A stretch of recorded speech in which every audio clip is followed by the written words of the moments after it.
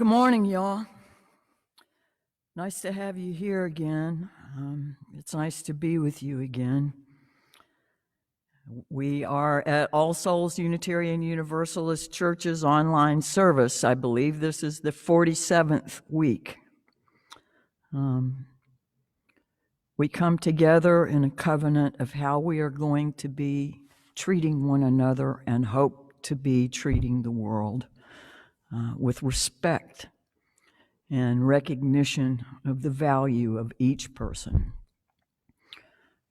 With all of this in mind, with the 7 principles that I hope you will investigate a little bit, actually now in our congregation 8, and soon to be in the denomination 8. I hope you'll look into those. They're wonderful ideals to live by, but we covenant to those individually and as congregations.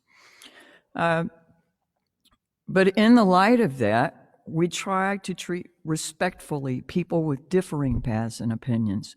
We come here with intention to honor you. And if you care to be here with us in respectful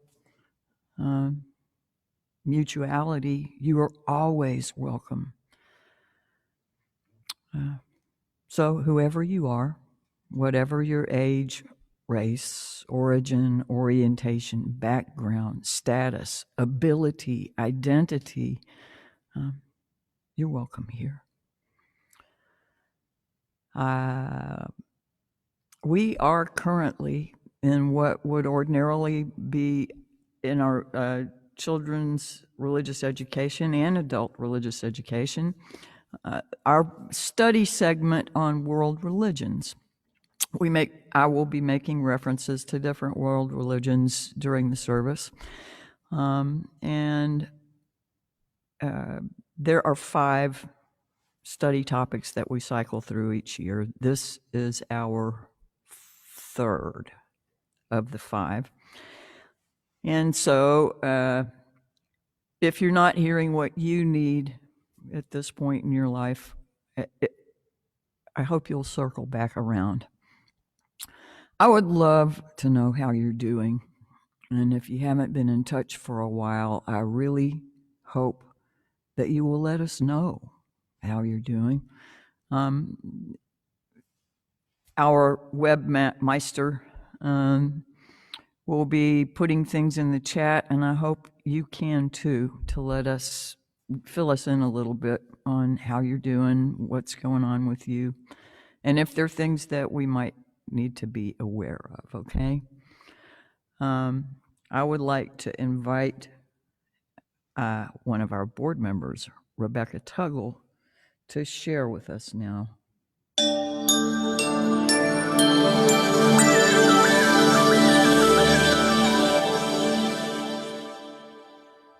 Thank you, Barbara, and good morning. Just a few quick announcements for you. Oh, I like that too. Today is the first Sunday of the month, and so that is our food pantry day for Knoll Food Pantry, which is through Knoll United Methodist Church. Melissa Lewis will be at the church, our church, All Souls, between 2 and 3 to take those donations from you. What they are requesting this month are canned soups, canned green beans, and 12-ounce boxes of cereal. But of course, any non-perishable items would be really, really helpful.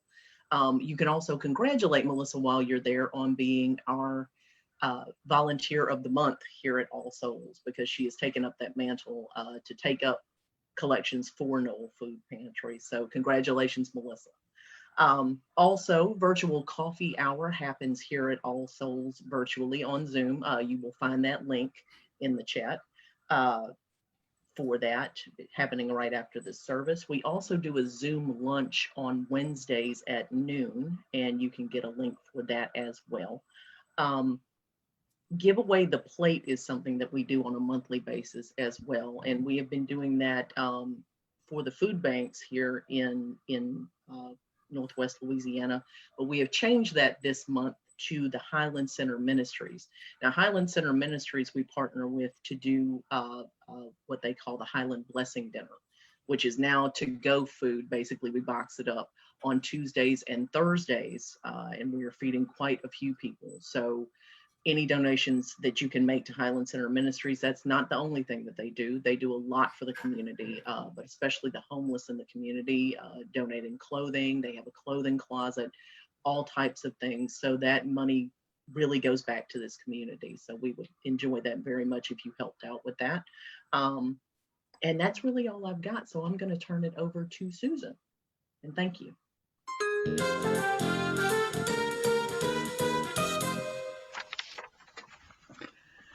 I need a top hat and a cane for that. That was nice. Good morning. It's good to see everybody, or to know everybody is here. To see you in my mind and know that you're out there. Just a few things. We are trying again to have a semi-regular meeting of our high school group, and we're going to try that on a weeknight for a change of pace on Tuesday evening at 7 p.m. And speaking of high school youth and also adults, there is a UUA virtual conference coming up. We talked about it some last week, and it's been in your emails and everything, called New Day Rising. It is kind of what our next step should be, and as we continue to try to dismantle white supremacy culture, to think about those things within our congregations, and to really think about creating beloved community.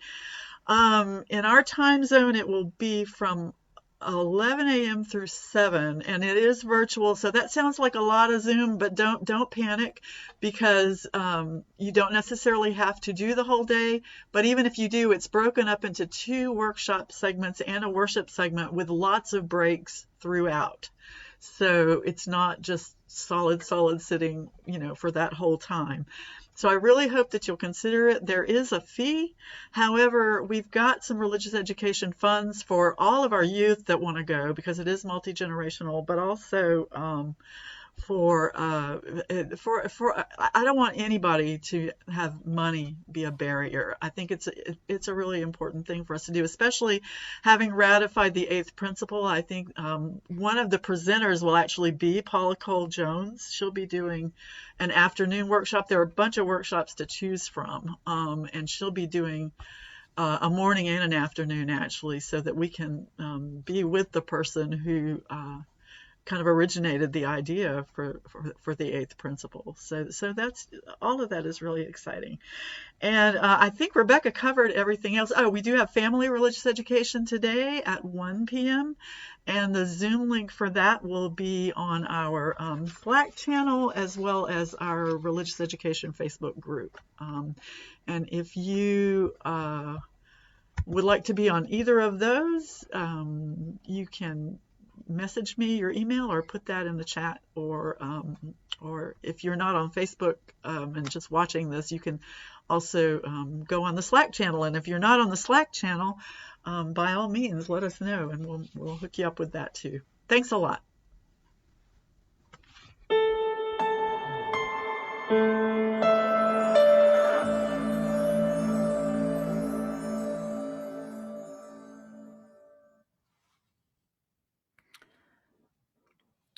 Thank you, Susan, and thank you, Rebecca.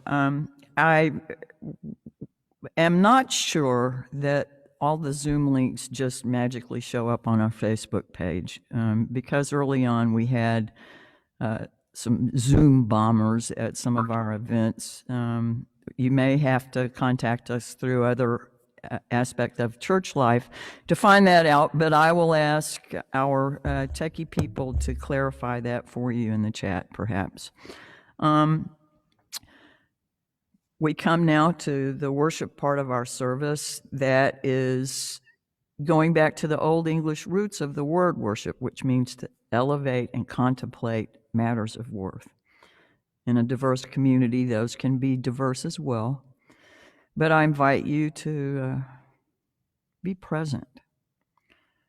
Try to feel one another here together across this distance. We're a caring community, and we care about you and miss you. Miss being together. Hopefully that'll change again soon.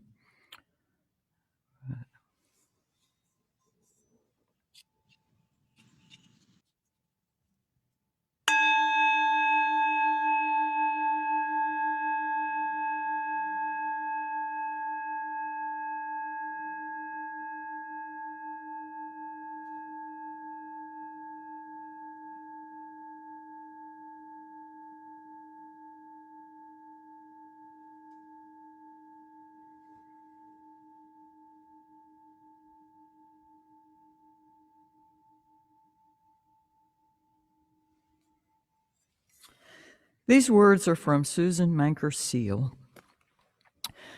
We speak to the God, the goddess, the spirit of life, the eternal. We speak to the mysterious thread that connects us one to another and to the universe. We speak to the deep wisdom at the center of our beings and embody the yearning of all people. In this our shared time, may our longings calm into a recognition of the heart we share, the peace that binds us in our strength and commitment to truth, to justice, and the hope of facilitating a more compassionate world. We do these services live so that we might feel more together, so that we can be as one in real time as we can be.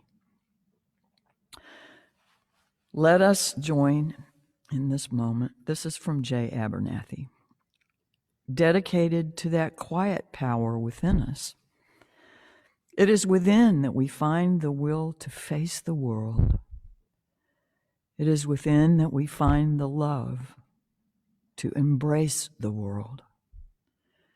It is within that we find our personal identity and know the world. Yet within us is also a great void.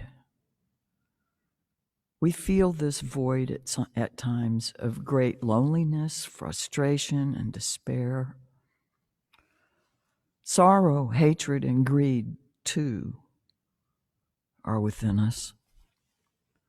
Just as we need to be alone at times to put things right, we do need to be with others to love and be loved.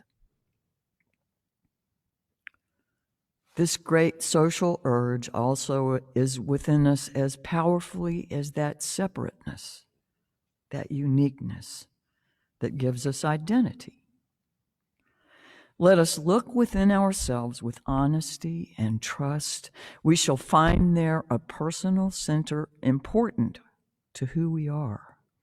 We shall find there something held in common with those about us, family, friends, neighbors, and in ever-widening circles until we find that which we have in common with all people, something irreducibly human, something completely natural. This is the center of all religion, all love, all concern for others, and it is the center of all personal growth. May these few moments be a safe, personal time for you, a time for that person within you who feels at one with humanity. We have to try to reach that most of the time. At one with nature and with all the universe that was, is, and shall be. This morning we have Jackson Peck leading our children's chalice lighting. Hi, my name is Jackson. We light this chalice to celebrate Unitarian Universalism. This is the church of the open mind. This is the church of the helping hands. This is the church of the loving heart. Hi,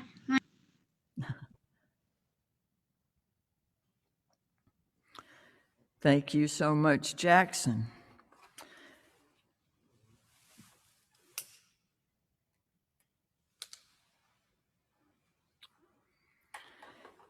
In the beginning, I'm going to ask you in just a minute to read part of this chalice lighting with me. I think it will show up on the screen, but I'll let you know when it's time.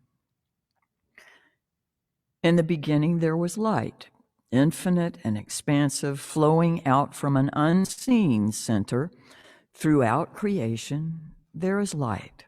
From the steady sun, the glowing moon, the flashing meteor, the twinkling stars, and the auroras dancing in the northern skies, within each part of creation, there is light, slowed down and held close by every cell and molecule, by each atom and element. Within you there is light, the same light as the source, the same radiance that is in all creatures.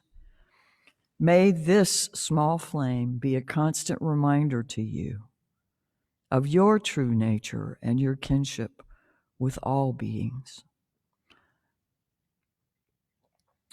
The word courage comes from the Latin cor, which means heart. According to poet Mark Nepo, the original use of the word courage meant to stand by one's core, a striking concept that reinforces the belief found in almost all traditions that living from the center is what enables us to face whatever life has to offer. To encourage means to hearten, to impart strength and confidence. This is our work as a religious community, to encourage one another, to be bold in engaging the world around us, as well as what scares us internally, to give one another the confidence and the heart to live as fully as possible. Now, if you will join me in actually saying the words on the screen. With full hearts, we affirm our relationships with one another. We recognize our agency and our connective power, and we accept our responsibility to be bold and courageous. We light this chalice, symbol of all that we are, all that we have done together, and all that we will be as our shared ministry encourages those within and beyond our walls. I would like to thank Andrew Lawrence for joining us this morning to lead us in our unison affirmation. Hi. Love is the doctrine of this church. The quest for truth is its sacrament, and service is its prayer. To dwell together in peace, to seek knowledge in freedom, to serve human need, to the end that all souls shall grow into harmony with the sacred. Thus do we covenant with each other.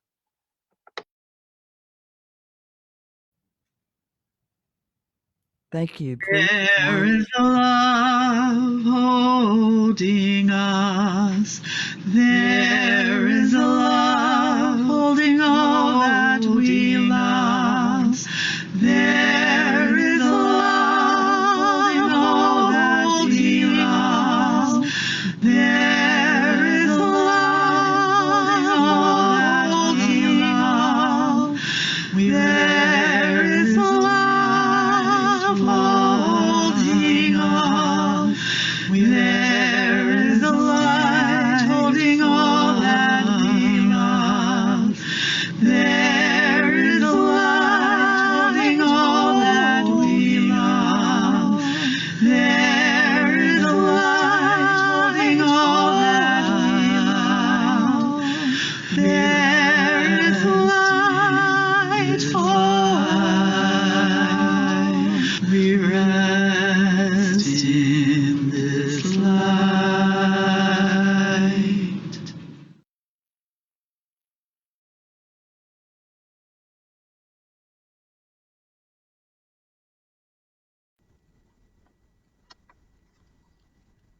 And good morning again.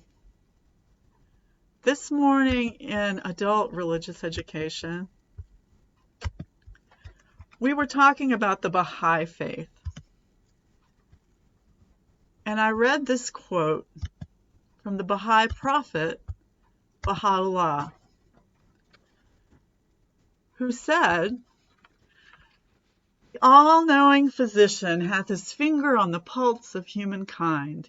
He perceiveth the disease, and describeth in his unerring wisdom the remedy. Every age hath its own problem, and every soul its particular aspiration. The remedy the world needeth in its present day afflictions can never be the same as that which a subsequent age may require. Be anxiously concerned with the needs of the age ye live in, and center your deliberations on its exigencies and requirements. That is a lot of words. And this is what it means. Just as a doctor can see what is wrong with a person and how to heal the person that is right now in front of them, but maybe not necessarily how best to heal the patient that might come next week, or even this same patient that might come next week. There's a great, in the belief of the Baha'i faith, there's a great prophet or a great teacher who comes along at a particular time and can see what is wrong in the world in the time that they live in, and know what the world needs to heal. Baha'is believe that such a prophet has come around in every age. Like Unitarian Universalists, Baha'is have respected the great teachers of all the world's religions: Krishna, Zarathustra, Buddha, Abraham, Moses, Jesus, Muhammad, and of course, their own prophet, Baha'u'llah. Baha'is have long believed that revelation was not sealed, that truth has revealed itself in the form of a prophet in every generation. We share that in common with the Baha'is, that truth has been an unfolding thing. But as Unitarian Universalists in our living tradition, we're still seeing it unfold and seeing that potential for prophethood in each and every one of us. Yeah, you.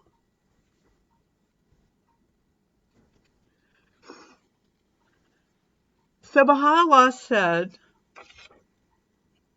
that a doctor, just like a prophet, just like a doctor or just like a prophet, center yourself in your own heart, in your own time, in your own community, and see and feel where the need is now, what needs healing now, and then make it your business to do what you need to do to fill that need, large or small. Maybe it's something you can do to be helpful in your own home, in your school, with your friends, with the church, the city, the country, the world. Center your mind and heart in this time and place, in the age that you live in, and sooner or later you will know what is yours to do now. Thanks.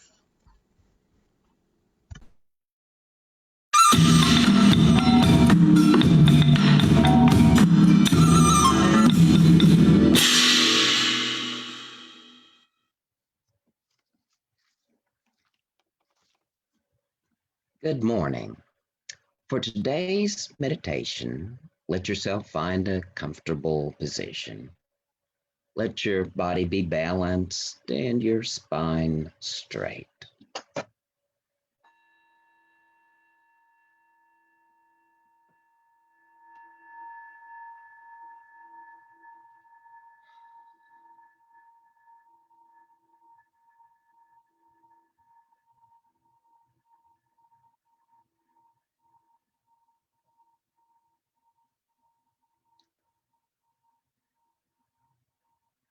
Begin with a deep, comfortable breath, shifting your attention to your heart space, and imagine breathing in and out of your heart. Allow your breath to deepen and slow. Allow your breath to be soft and kind. In this sacred moment, reflect. I will center in my breath to feel and know the deep truth its ceaseless rhythm teaches me about my living. I breathe in and I breathe out. I move inward and I move outward. I touch and I let go. I receive and I give. Ebb and flow, beginning and ending, knowing and not knowing, light and shadow, forever moving from one way of being to another, feeling and knowing my inward breath. I respect that I need a time of centering, a time to know self beyond form, a time to heal.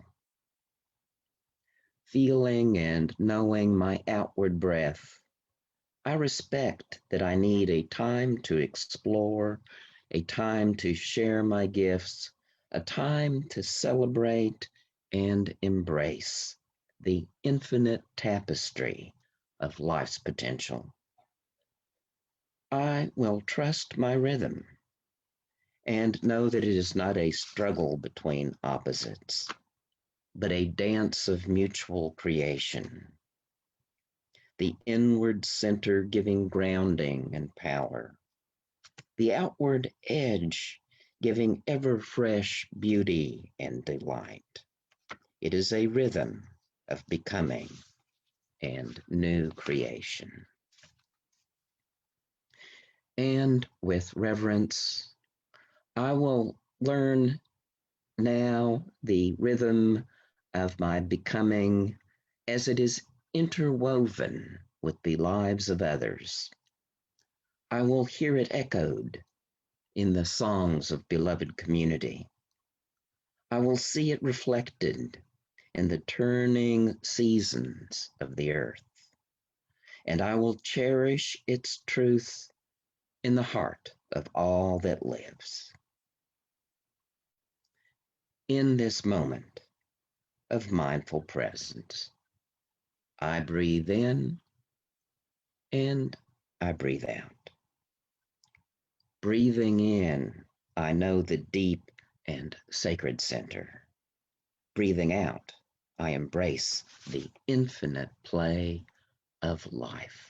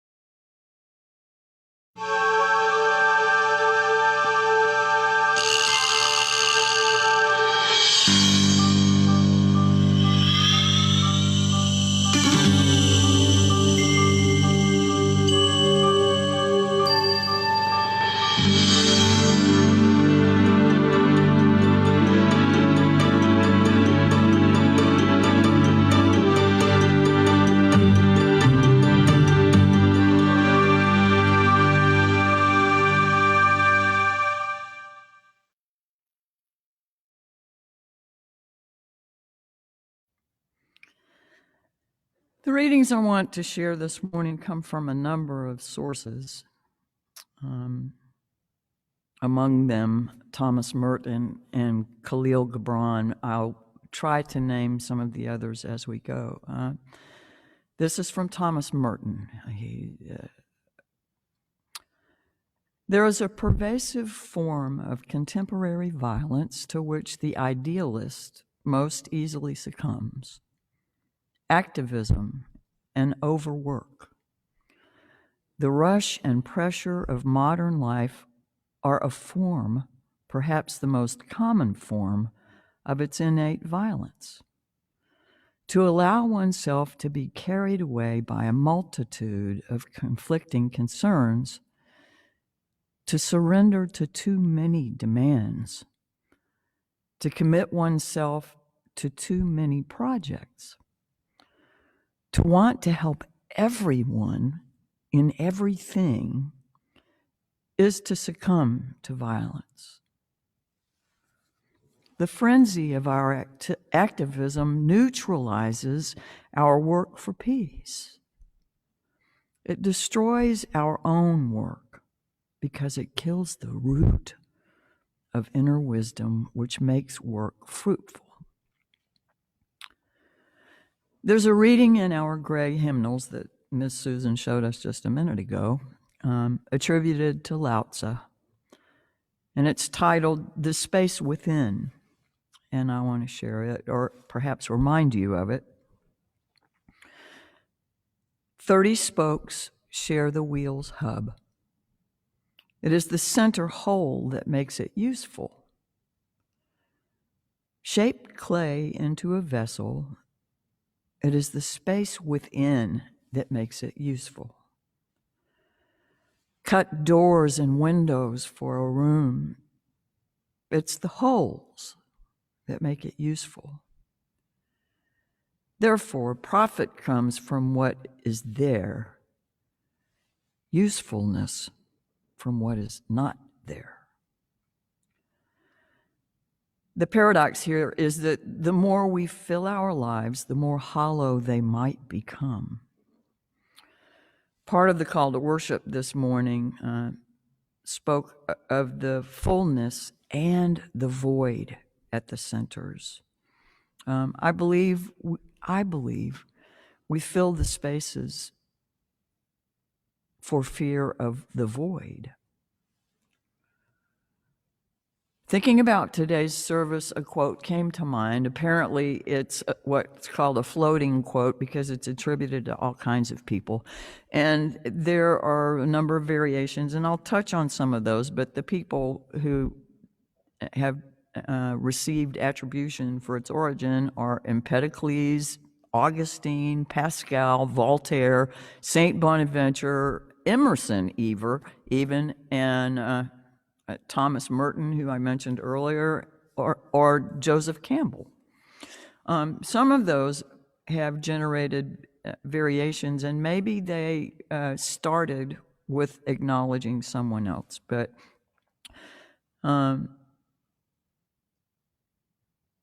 what I initially recalled was, quote, that whose center is everywhere and whose circumference is nowhere. And here are some varieties of that. First, from Thomas Merton, who was a Trappist monk and pioneer in Western contemplative prayer and meditation. He said, this about which I'm speaking is a country whose center is everywhere and whose circumference is nowhere. You do not find it by traveling, but by standing still. Yet it is in this loneliness that the deepest activities begin. It is here that you discover act without motion, labor that is profound repose, vision in obscurity, and beyond all desire, a fulfillment whose limits extend to infinity. Blaise Pascal reportedly said that nature is an infinite sphere whose center is everywhere and whose circumference is nowhere. And another source, even if he borrowed part of it, Joseph Campbell, the great scholar on archetypes and dreams, wrote, God is an intelligible sphere whose center is everywhere and circumference is nowhere. So we are told in a little 12th century book known as the Book of the 24 Philosophers. Each of us, whoever and wherever he may be, is then the center. And within him, whether he knows it or not, is that mind at large, the laws of which are the laws not only of all minds, but of all space as well. I invite you to sing along with the music.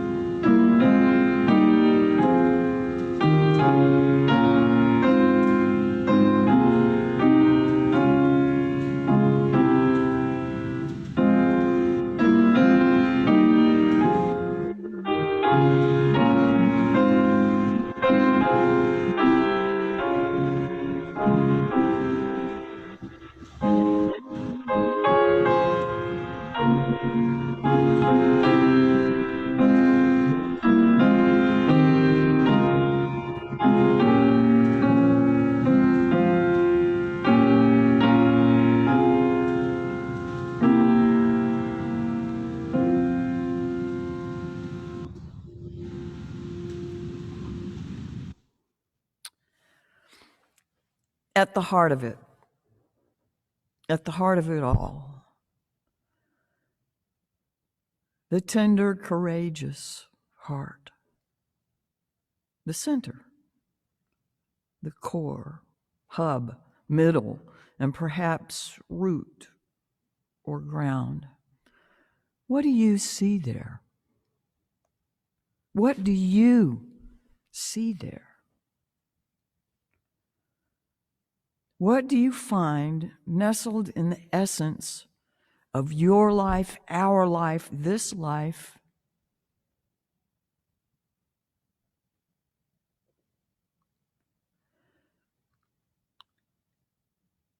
At the base of these times in our society, what do you understand to be that around which all of this other activity spins? What seems to be winning the tug of war for dominance at the heart of our times? What looks to me to be the place or center from which public responses are arising is anxiety. I thought it was interesting this morning in the adult religious education class and in Miss Susan's story for all ages that Baha'u'llah encouraged us to be anxious. I will absolutely acknowledge that there are ample things in play that could generate anxiety. A pandemic with all its related challenges, socially, financially, physically, emotionally. And then there is the growing fracture between how people see and experience reality. A fracture that is not only happening in America. Then we have climate change, the struggle for human rights and civil rights. The system is replete with anxiety. If that is, in fact, the heart from which our interactions one with another come forth, how in the world can we ever hope to reach calm, common coexistence? I mean, if a considerable percentage of those included in the system are not infrequently triggered into flight or fight or flight or freeze, adrenaline-soaked responses, who is left to diffuse the given situation? If we have filled our time and lives, excuse me, if we have filled our lives to the brim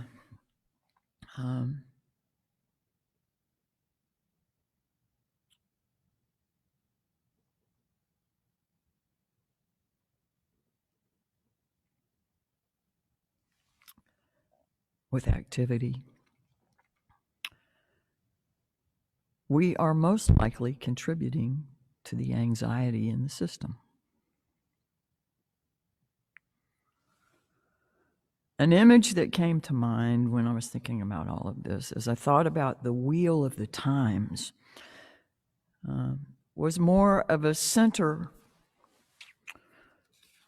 from which arrows all pointed outward, or the energy of action as efforts are directed away from the center. They become more and more individualistic. You know, I was thinking more in a three-dimensional model, and I always come back to the quote from the movie The Point, the animated movie The Point. You know, a point in every direction is the same as no point at all. But as the arrows and energy go out, they become more individualistic, and we have been encouraged to be individuals. But the farther we get into that, the farther we get from one another and the greater distance from our source.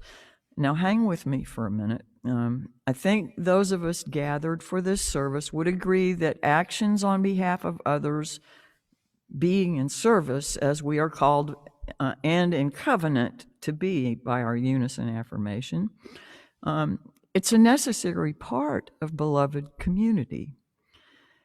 And wouldn't that be outward motion that that my image suggested? I don't think so. Not when it's most effective. When we spend time examining what might spook us about entering the void at the center, our own center, we discover the very real oneness of humanity and existence, not just a sense that we're all in this together, but that my litter devalues your property. And not just very real awareness that that person over there who is triggering more negative responses in me than anyone I can imagine is not just sharing the planet or nation or occasion with me, but that they are me. Not just that my cruel words damage our relationship, but that they hurt my children's chance of knowing peace. Pema Chodron, who is a Tibetan Buddhist nun or female monk, talks about a teacher in her tradition named Zigor Kunshel. And Zigor Kunshel talks about Shinpa, which is getting hooked. If someone says something mean to you and you feel yourself tighten, that's Shinpa. And that's not responding to them, that's reacting from something in us. Yesterday, I heard someone share a story about a samurai warrior who had been given an honor duty to go kill someone. And when he walked into the room and walked up to the man who for the sake of honor, he was supposed to take his life, the man stood up and spit in his face. The samurai warrior turned around and walked off. When someone asked him why, he said, "When that man spit in my face, he made me angry. And if I had responded from anger, it would have been wrong. Because he would have been out of center. He would have been out of justice." Last week in our adult religious education class, Janice Gabriel, the Taoist Sifu, who was sharing with us about Taoism, talked about if occasions arise where the warrior has to pull his sword. He has to be willing to stay and heal what injuries come of the weapon.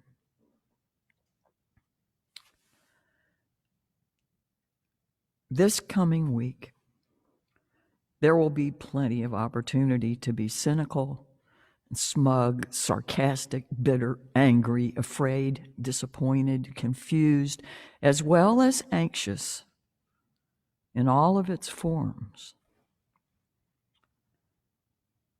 We will be in a fragile and brittle time in our history. People will be poised and ready to get angry and defensive and defend their own perspective. The divisions will again be underscored and responses very likely confrontational. We do not help any of that by jumping into the fray with reciprocal energy.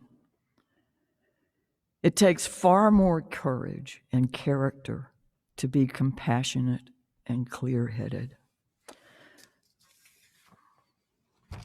Are you familiar with this?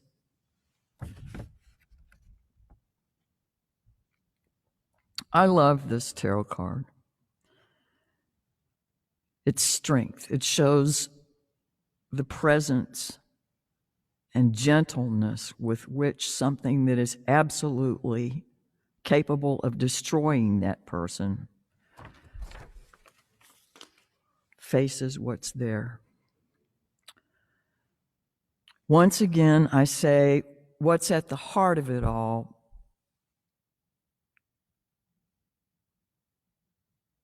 by being attuned to what awaits at the heart of us, we change it.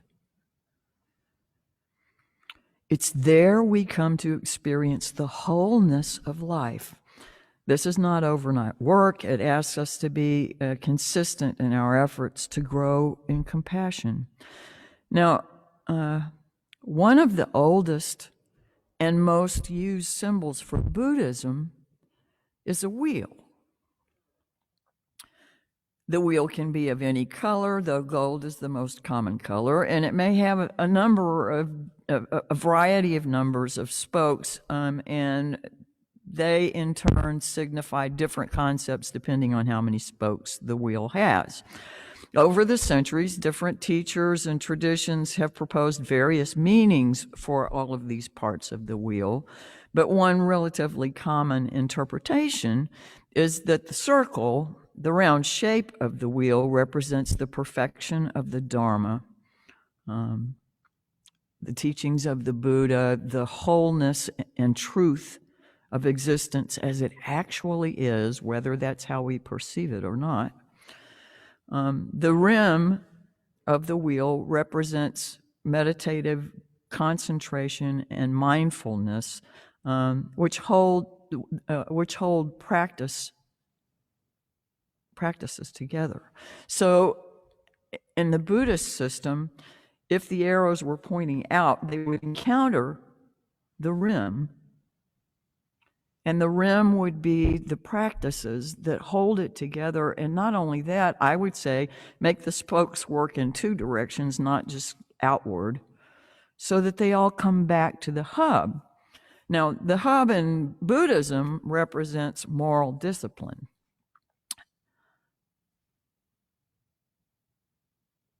I think we have to be intentional about all of this. And I think being intentional about all of this is moral. But as I thought of the arrows pointing outward and moving farther apart, what occurred to me was this Buddhist wheel, and that there was a rim that might connect the arrows or spokes one to another and contain the outward motion to direct it back toward the whole.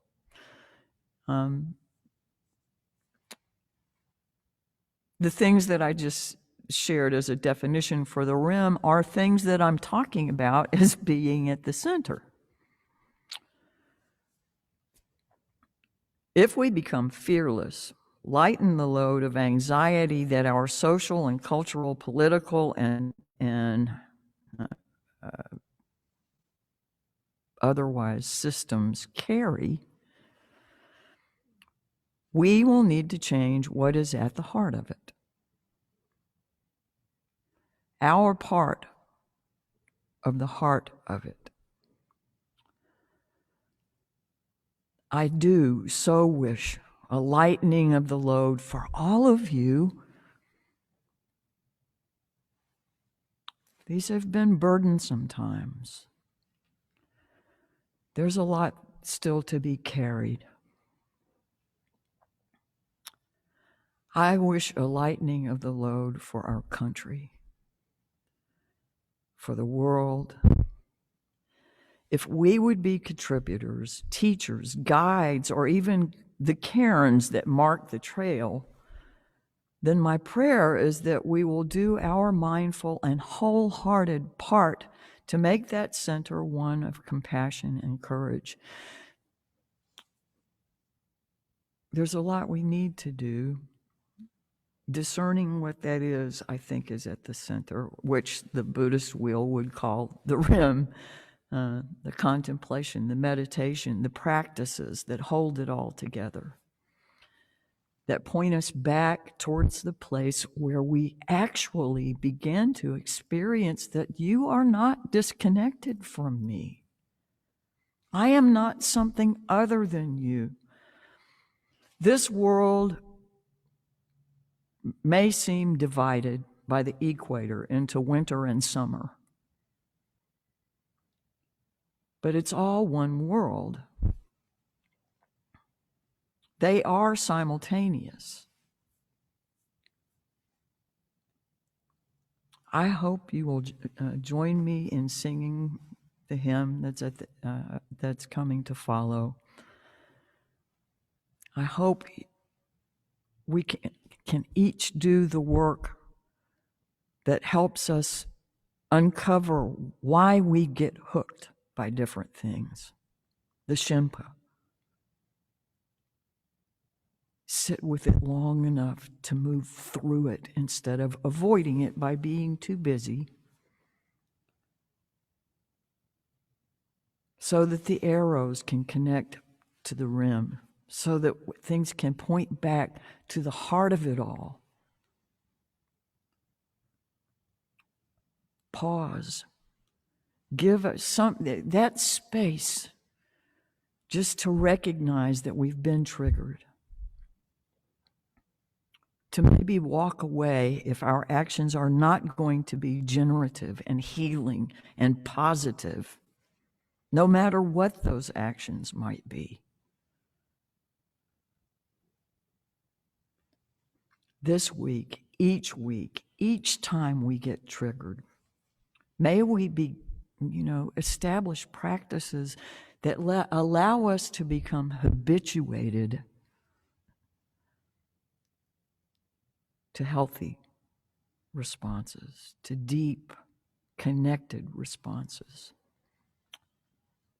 Let this be one more joining of energies across the ether, the song that's coming, before we start to head out our different ways. If you don't know the melody or don't care to sing, then simply read the words out loud. I believe in collective energy. I believe the ripples make a difference. Join me, please.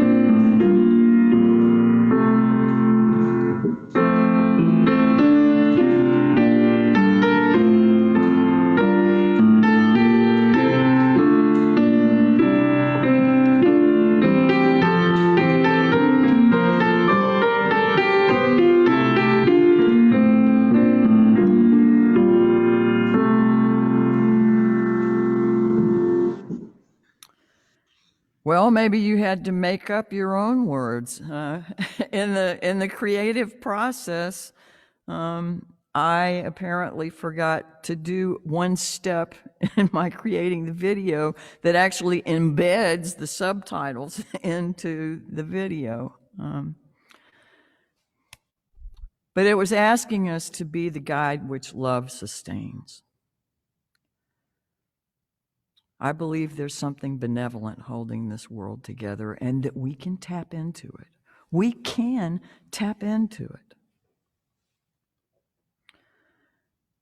I want to thank all the people who've been a part of this service today. Our team, you have been so committed.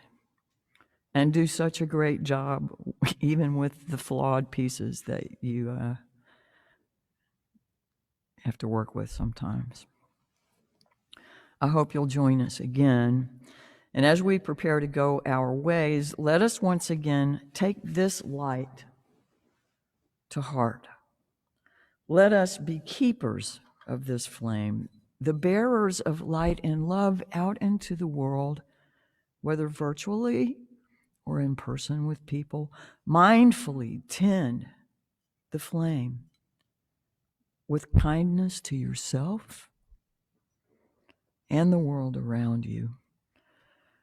While I seem often to ask more of us, let us remember to enjoy life as we go. This is another quote from Khalil Gibran in The Prophet. Forget not that the earth delights to feel your bare feet, and the winds long to play in your hair. Let us open our hearts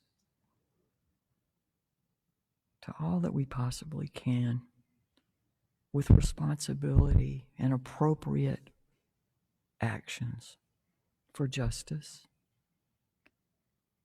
Let us be courageous and committed to the journey together. Blessings, safety, health to us all. Namaste. So be it. Blessed be. Ashe. Amen. Go in peace.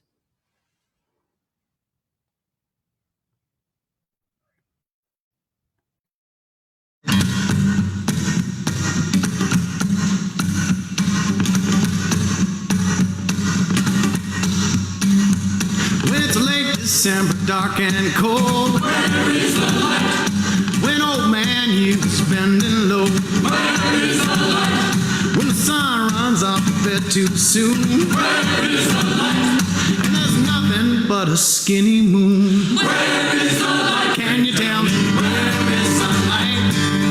Where is the light? Where is the light? Oh, the light's inside me. When it's dark each morning when I rise, where is the light? And it's dark when my eggs are frying, where is the light? And it's dark when off to work I go, where is the light? And it's dark again when I get home, where is the light? Can you tell me where is the light? Where is the light? Where is the light? Oh, the light's inside me. It's in my skin and in my bones, in my heart and in my soul. That light of life so bright and golden like a summer day. When the sun goes missing in the sky, it is rising in my eyes, chasing all that winter gloom away. I'm burning bright like kerosene. Where is the light? I'm twinkling like the Pleiades. Where is the light? I'm dancing like a candle flame. Where is the light? And I'm flaming like a fruit flambe. Where is the light? Oh, can you tell me where